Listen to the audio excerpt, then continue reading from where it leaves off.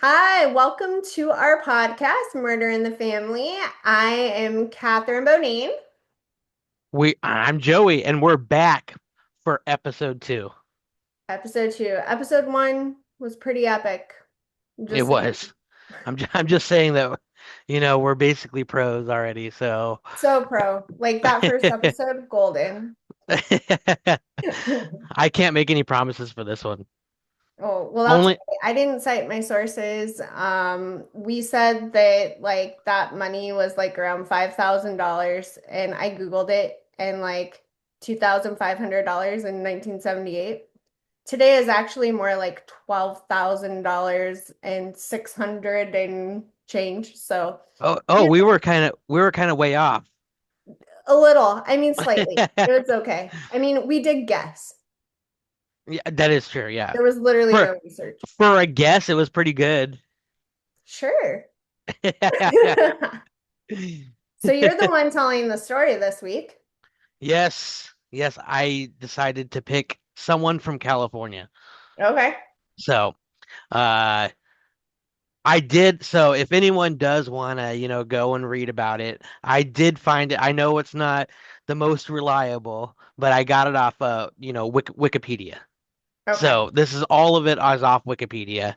Understand, I know it's not the best, You but should have just gone to their source page and then cited those as your sources. well, Just yeah, kidding. I You didn't, did I not. didn't know you could do that.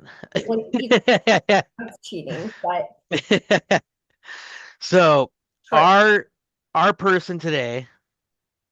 His name is David Joseph Carpenter, and he was labeled as the Trailside Killer.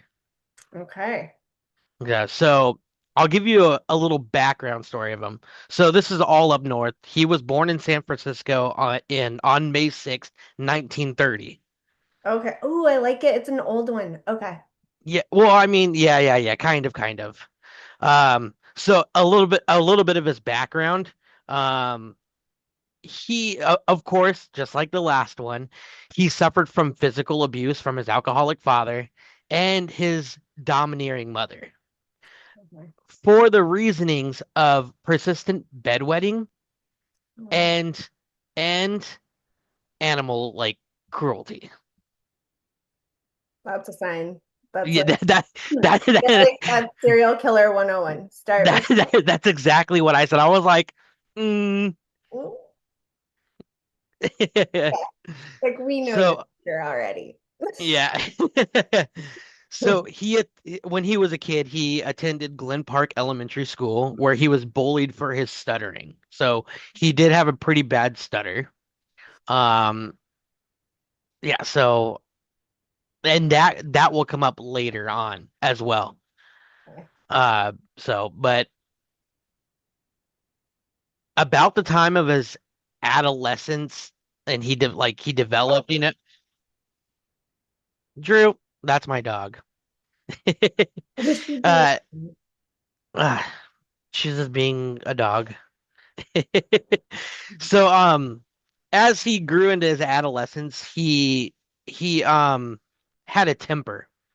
A I'm pretty bad temper. Um that I guess even psychologists had said that had seen him when he was younger it was going to turn into like a sexual rage. Back in like what would that be? Probably like Like 19. 1940s, like around there, because and exactly that's what I was thinking. I was like, you don't really hear psychologists back in the day, you know. And usually So, psychologists, it's not like everyone had a therapist back then. It was more like you saw a psychologist because there were some huge things going on. well, I think it was because of the way that he was. Because his mom did later on quote, as soon as he could walk, he was getting into trouble. Like, so, Mm. I mean, like, so, and then like later on, like he went to Balboa High School and I think his sophomore year, he got expelled from the school because he got into an argument with a girl and dragged her by her hair down the hallway. That's that's pretty extreme for high school. Yeah. For high school, right? As a sophomore, Yeah. like that's pretty crazy. Um, And it So was the 1940s. We women, we were just property, you know. I, Maybe that was okay back then. I don't I know. well, I mean, since he was expelled for it, It's true. That's true. It's true. so so he did kind of start getting into trouble pretty young. Like his one of his first offenses and one of the first things he was arrested for when he was 17, and it was for SA. Oh, And yeah, which he 17. which he pled not guilty and was acquitted for it. Which I mean, you have to think Yeah, that was 1947. So that I mean that makes a lot of sense. it tracks. Yeah. Yeah, yeah, exactly. So as he grew up, he started working at the post office and he met some girl by the name of she was 32, Lois DeAndre sorry, DeAndrada. And she was the future mother of a TV personality, Lisa Rena. I had never heard of her. Me, Okay. I don't know. Yeah. So on July 11th, 1960, armed with a knife and a hammer, he was prowling through San Francisco and attacked DeAndrea. So he didn't know her. It wasn't like No, no, it, he did know her. he did know her. Yeah, Okay. because he worked with her at the post Oh, office. that's right. That's right. Sorry, you said. Yeah. Yeah. Okay. And basically went to town and beat her with the hammer on the Okay. head. Okay. Yeah, where, you know, yeah. Yeah. Um, someone actually saw this happening, and Oh, it was a military person, okay. and they shot and wounded him. Oh, Yeah, okay. But he yeah. got away still. Yes, he got away. And I'm Okay. sorry, I have to go back. Okay. She did not die. Oh, she didn't die. She didn't. She got away. Oh gosh. Yeah, yeah. But when she came to, uh, she recalls him stuttering. Oh, okay. Yep. So, that's, hey, Yeah. Yep. um, he got arrested and booked for assault with a deadly weapon. He pled guilty and got 14 years. So Okay. he was caught for it Okay. at later on. Like, I guess because she had made the connection. Oh, I used to work with this guy. It sounded a lot like him, the stutter and everything else. Okay. Right. Yeah. Um, when they asked why, he said he was triggered by the 1960 film Psycho. Cool. Yeah, yeah, right. Oh, yeah. So I was like, I don't know if that would be really a trigger. Wait, so okay, timeline. It was 1947 when he was in high school and assaulted Yes, someone and got acquitted. This was later on then in this is later on. Now he is an adult, he's an adult. and It's the 60s. He sees Psycho and goes Psycho. Okay. yeah, exactly. Yeah. Okay. Um, he was released in 1969, so he didn't even do the full 14 years. Yeah. So what he only did 9 years Mm. for what he did, which is crazy. But I feel like that keeps track with California and their jail system. Yeah. And just I think the time to also it I don't know. You hear about that a lot. People doing these crimes where normal people, basically non-murderers, non Yeah. are like, that's awful. He should be put away forever. And they're like 5 years. So, Yeah, right? Yeah. So they believe he started his spree in 1979. okay. right? His MO is he likes to go on trails and hide in trees and do whatever he's gonna do. Uh, I'm sorry, I'm reading here. Uh, Before they identified him, he Mhm. was known as the Mount Tam Killer Okay. because of where he was killing was in the I'm gonna say this name wrong because it's spelled kind of weird. It's the Mount Tamalpais Mountains. Okay. I've not heard of them.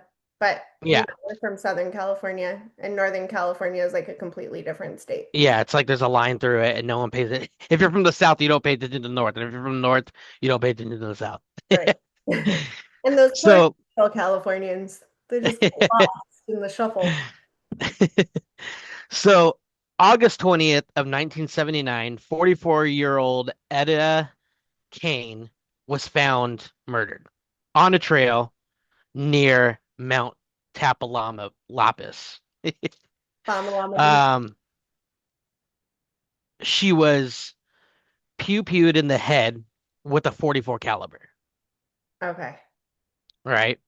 Um, an acquaintance of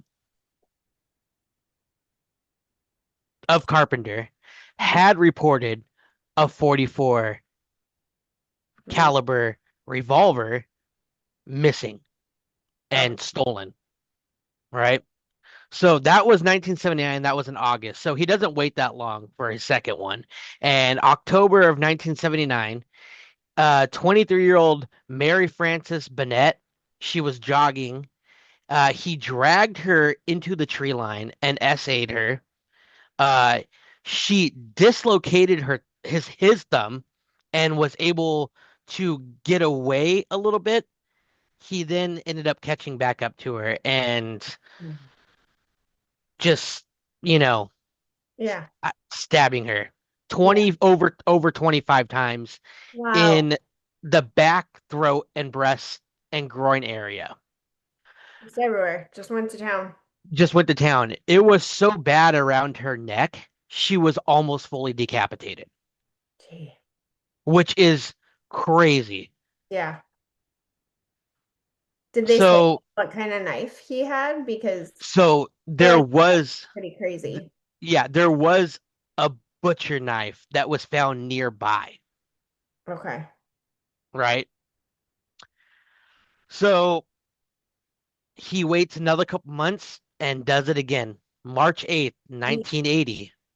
Barbara Ann Schwartz was stabbed to death on a hiking trail. Uh, just she was just on the trail walking, and he decided, So he it was sounds gonna hit. like he's scoping it out and going for women who are alone. Yeah, Yeah. exactly. But there is a little twist. Okay. Okay.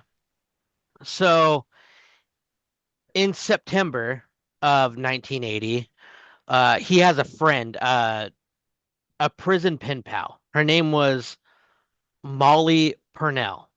Okay. And he talks her in to buying him a gun and shows her an ad. It's for $230. It's a 33 caliber. And he's like, if cops come and, start asking questions or something, just say that I stole it from you. And she's like, I don't know. And he says that he wants to get this because he's going to join the mafia, which And I'm just like, like that was a good reason, are you just allowed to be like, I'm gonna join the mafia and I need a gun? Like, I would ask questions. right? I know. That's crazy. So October 11th now, Hmm. and and this is where it kind of goes for a loop because now he has only been attacking women to this point.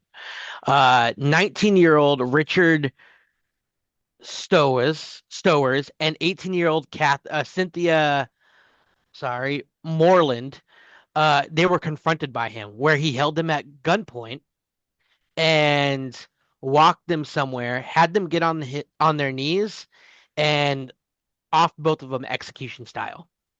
Oh, okay. He's upping his game. Yeah. The guy, Richard Stowers, was in the Coast Guard. Hmm. And so days later, so they didn't find the bodies right away. And they just assumed that he was a deserter, and that him and his girlfriend had gone off and eloped somewhere. So they made an assumption and they didn't look into it. They made an assumption and just didn't look into it. That seems crazy to me. You would Yeah, think the military would be a little more on top of things. yeah. So that was October 11th.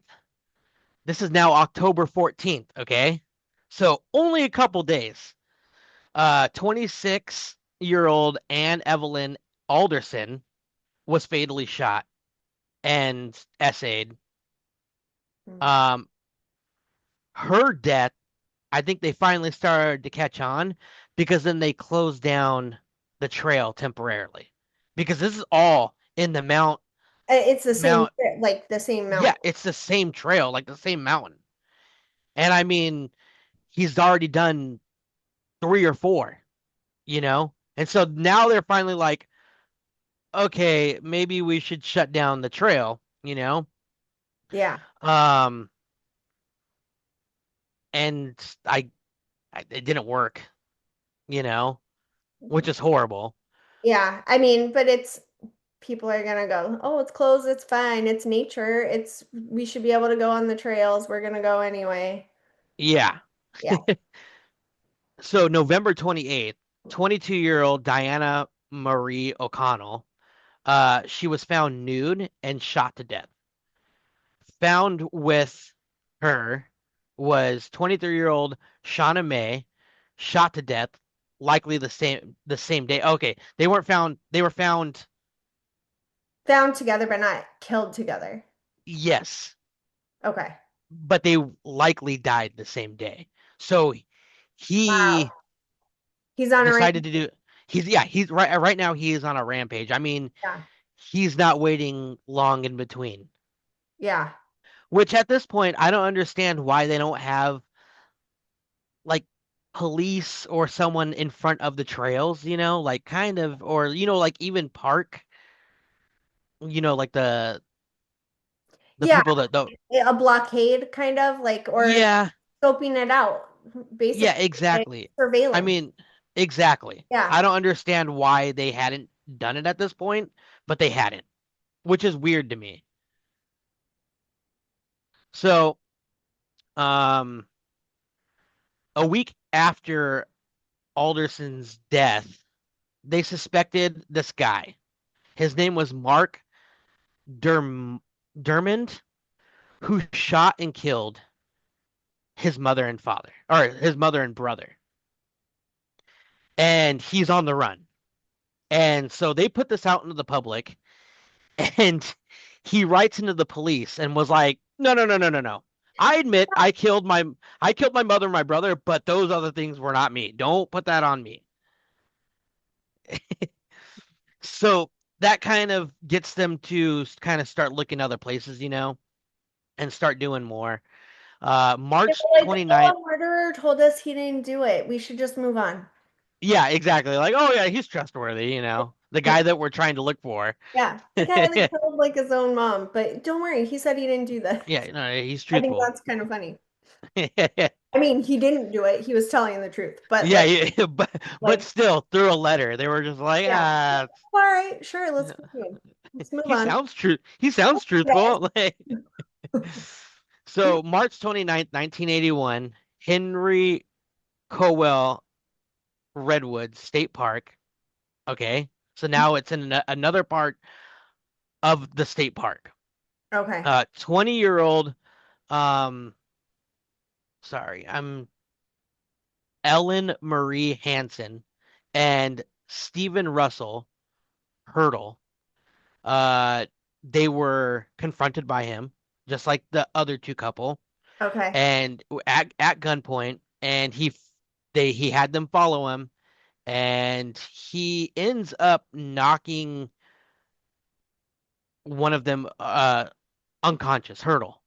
He knocks him unconscious, uh, and shot him in the neck.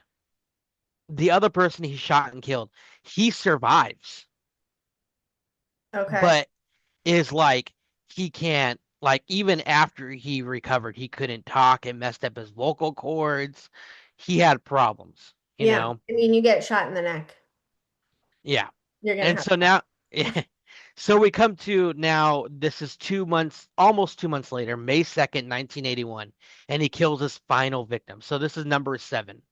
Okay. 20-year-old Heather Roxanne Scraggs. Um, he knew her from trade school or a trade school that he worked at as a janitor. Um, he contacted her and kind of was like, "Hey, I want you to come check out this used car that I want you to buy." And so her fiance was like, "Don't go. There's a lot of stuff that's been going on in that area. Like, I don't want you going down there." She's like, "Don't worry about it. I'll be fine." And sure enough, just so happens it was him, you know. Yeah. Horrible luck, you know.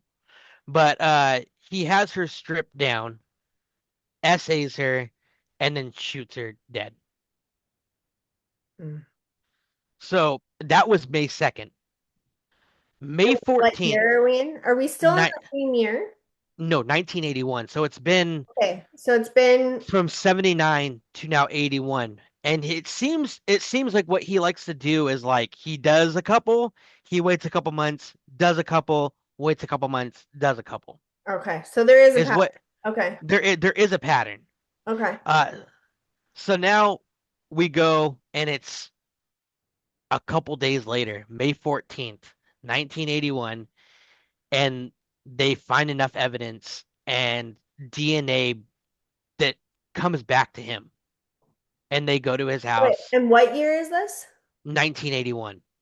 So was DNA, I think if It I I remember right, is it just like blood type back then? Yeah, Or yes, it was was it blood. kind of progressing a little more? I Or think it was blood type, but it was progressing, you okay. know? It wasn't like where we're at today, but there was they No, definitely. found. It was nowhere near where we're Oh at no. today. Yeah, of course, not in the 80s, but Yeah, trying to think of where DNA was at that time. not very far along. Yeah, I think it was literally blood type. Like Yeah. they'd be like, well, so it wasn't a smoking gun because No, they could say, well, it is his blood type, but like how many people have that blood type? Yeah. exactly. Okay. So, and that's what they were worried about when they arrested him, because when they did arrest him, they went to his house, they got him, and when they did search his house, they found maps of all the places he had killed and where all the bodies were. Mhm. But it was circumstantial evidence. So they couldn't really they could keep him for a little bit, but they couldn't they were scared to charge him with anything because they wanted it to try to stick, you know. Were there any witnesses to any of the murders or no because anyone who saw him died, basically? Except for the two people, the guy that got shot in the neck, Hmm. besides him, but it didn't go into real because that was one of his last ones. I think he's still recovering, Okay. So he's not right? really in a state to testify or give information. Yeah, so there's no real people that saw his face. I mean, Right. so this other guy comes along. His name is Shane Williams, and he's arrested for robbery. Okay.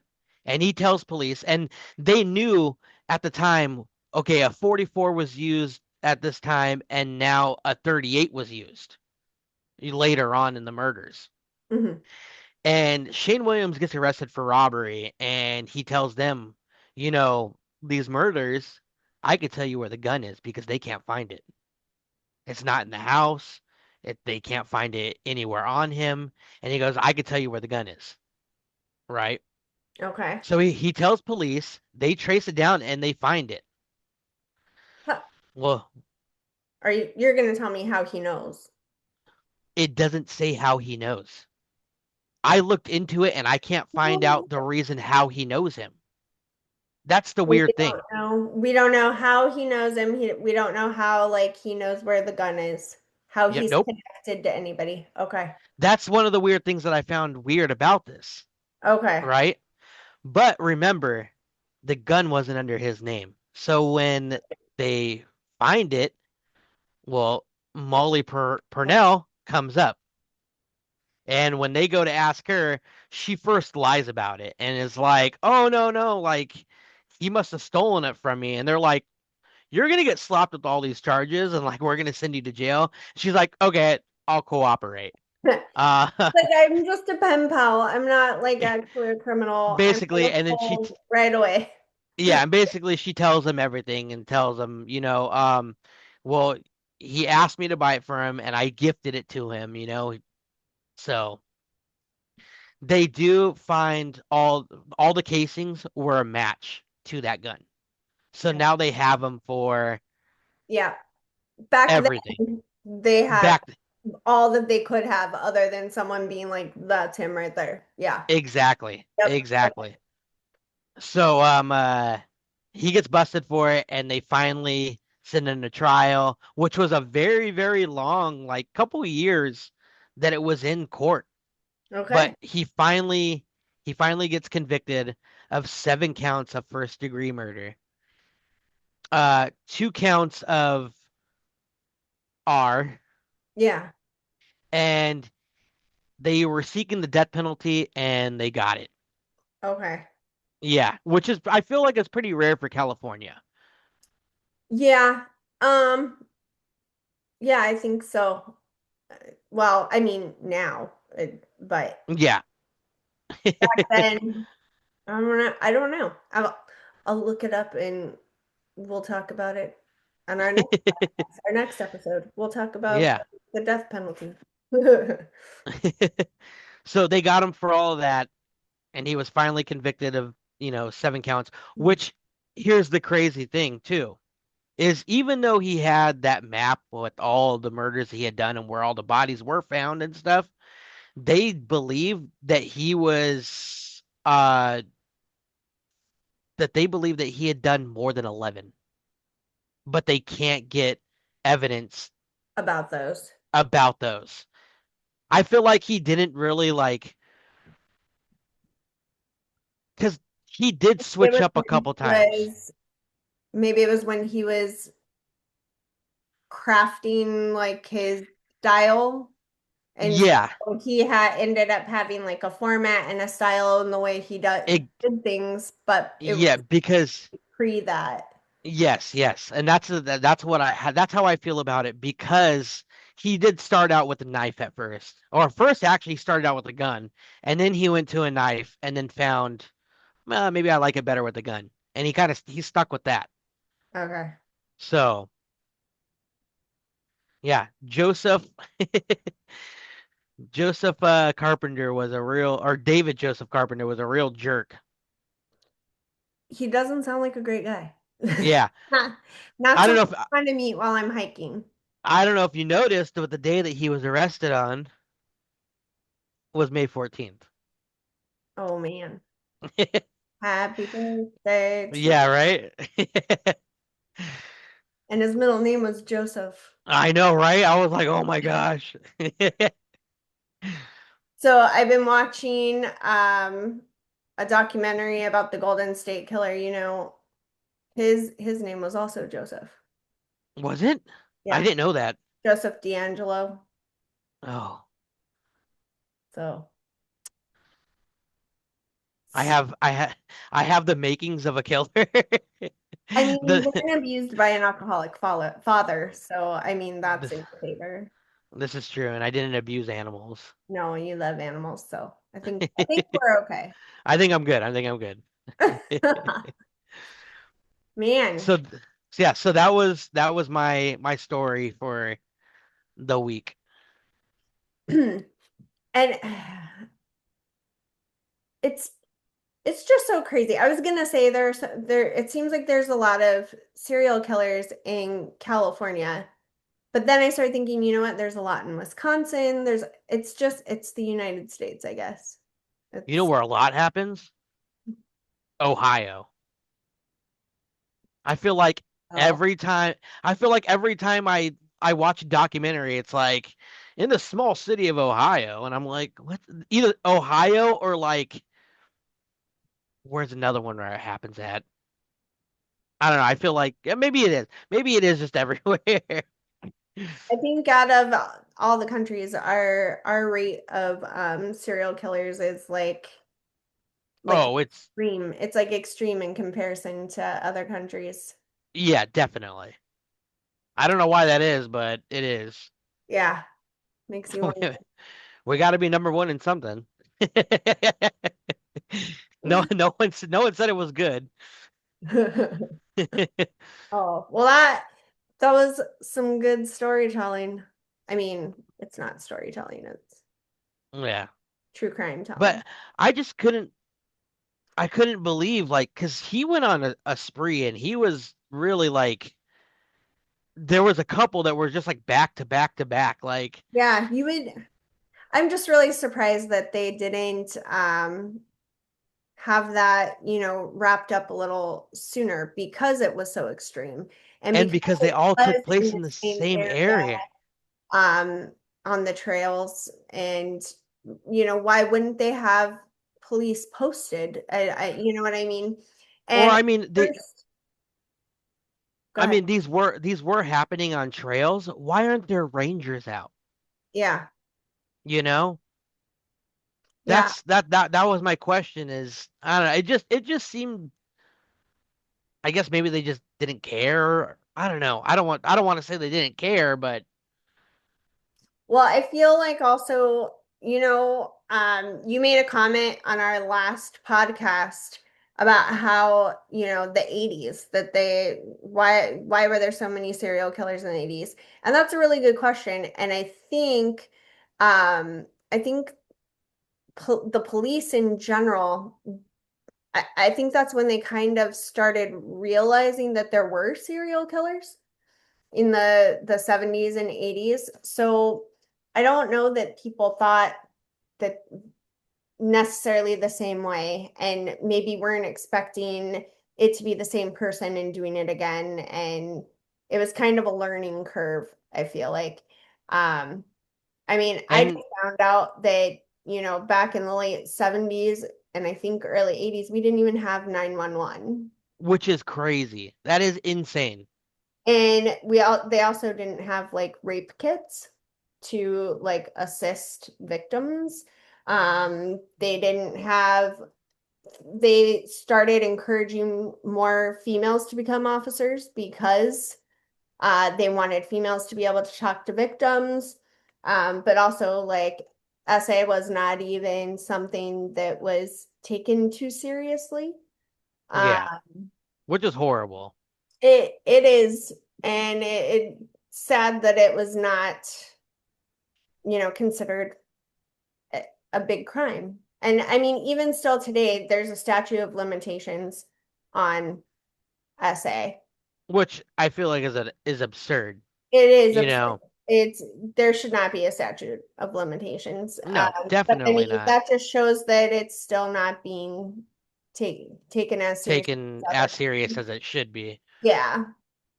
So I don't know. I feel like we've come far since the 80s. I mean, we were alive. No, you weren't alive in the 80s. I was alive in the 80s. I was not. But I wasn't alive in 80 or 81. So, but but you know what I mean? Just in my lifetime, it's improved.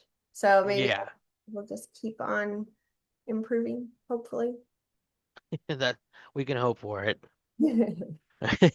But I like going back to what you were just saying earlier was also I think that because I mean it does seem like serial killers were running rampant in the 70s, 80s, and even into the early 90s.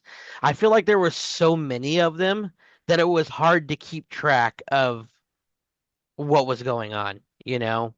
Well, and during that same time, again, I'm unfamiliar with Northern California and what's near what, but the Golden State Killer was actually around in Northern California committing crimes at that time. I believe I'm trying to think of like the timeline. It was like the 70s when he was in Northern California, and then the early 80s when he had moved down to Southern California. But, and if you're the police and you're trying to keep track and depending on the area, you know, it Yeah, it's just kind of crazy. And it's I don't know, a little scary to think of how much was going on back then. right? Yeah. So That's crazy. so crazy. But But that was my episode. good job. Good job I for hope first I hope you one. liked it. Getting pros right away. I do apologize. I hope I get better. Oh This man. is this is my first time doing this type of podcast. So, Do you want to do a quick plug for your other podcast? Since you have done podcasting before, just not a true crime podcast, right? yeah, sure. I'll plug them in. I'll plug us in. So, you can look us up on Instagram, YouTube, and Spotify. We are the Chubby Bastards Podcast, a comedy out of pocket podcast. Whatever comes to our minds, we're talking about it. So go check us out. You'll like it. All right. And I think what we'll do is we'll probably do an episode next week, and that'll kind of offset and change our schedule. We'll go back to every other after that. That's kind of what we decided, right? Yeah. So we are a day late in posting our episode. But we're gonna give you an episode in just 1 week instead of two to make up for it. So, Yes. right? So Yes. And then that'll help me with my other podcast that I have going on. So we'll kind of offset it. exactly. All right. Well, thanks for joining us. And if you enjoyed this podcast, you can catch our next episode next week. We will have it posted on time, and we won't be a day late like we were this week. Uh, so, yeah, thanks for listening. Yes, don't forget to go to our YouTube, subscribe to our YouTube, like, comment on our video. We're also on Spotify. You can find us at Murder in the Family on both of them, on YouTube and Spotify. Go to our Instagram, like our videos, message us. If you guys have an idea of a video that you guys want us to do or about, a true crime story, message us. We I've would love to already talk gotten about it and we'd love to talk with you guys. I've already gotten so many messages from other family members. Have you? With like, Yes, you need yes. to talk about this, and then you need to do this. So lots of input from family. But if anyone else wants to give us some insight, we're open. You can also email us at murderinthefamily@gmail.com. Yes. All right. Don't be strangers. And yes, and stay tuned for all of our upcoming videos. So, All right. We'll see you next week.